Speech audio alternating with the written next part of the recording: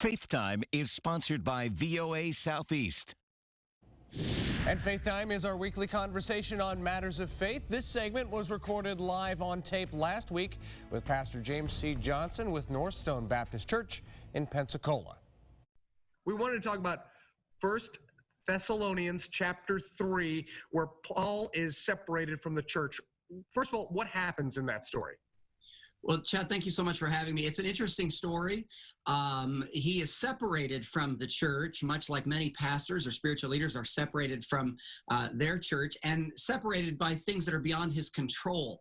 The text specifically mentions afflictions and tribulations, and even the tempter, the devil himself, has separated this church from their spiritual leader. And it's so interesting, twice in just a few verses, he says the little phrase, "I could no longer forbear." In other words, he's saying, I can't stand it anymore being separated from my church. So he desperately wants to be reunited with them.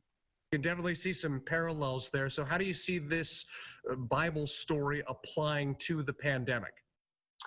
Well, again, the idea is that these are things beyond his control, and we all relate to that. This COVID-19 pandemic has separated churches from their spiritual leaders. And so there's a lot of parallels there. And I think just like his heart was broken, so are many spiritual leaders, their hearts broken as they miss their church family. And then church families miss hearing preaching in person. A lot of churches are doing a live stream, but godly people that understand the biblical context of church really want to hear preaching in person and worship with God's people.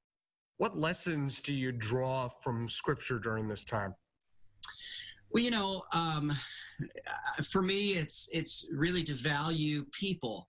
When the Bible talks about the church, it uses the metaphor of a spiritual body. And it also explains that within that body, there are spiritual gifts. And when a church is fragmented, the idea of the spiritual body is that the hands need the feet and the eyes need the head. And so the church being fragmented, one of the lessons I've learned is just to really value the unique spiritual gifting of each member of our faith family, and to never again take for granted the spiritual gifts of God's people.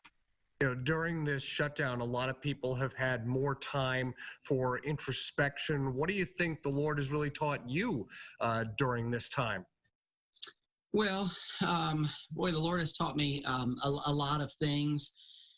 It goes back to the spiritual gifts. It goes back to valuing people. What's interesting about that story in 1 Thessalonians is that Paul was greatly encouraged at the end of the story because he got word that church loved him. And early on in the letter, chapters 1 and 2, Paul tells those believers that God loves them.